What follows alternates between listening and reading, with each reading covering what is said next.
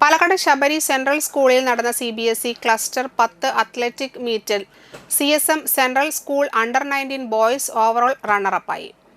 Under 19 ബോയ്സിൽ റസൽ ഫൈസൽ വ്യക്തിഗത ചാമ്പ്യനായി. സെൻട്രൽ സ്കൂളിൽ നിന്നും പങ്കെടുത്ത എല്ലാ വിദ്യാർത്ഥികളും പട്യാലയിൽ നടക്കുന്ന നാഷണൽ മീറ്റിൽ പങ്കെടുക്കാൻ അർഹത നേടി.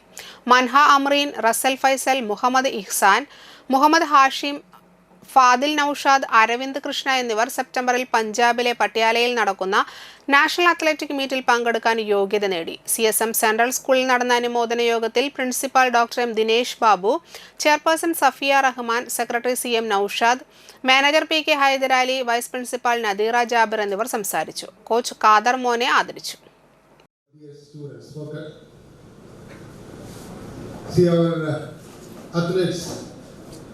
Won lot of laurels and bring lot of glory to our school.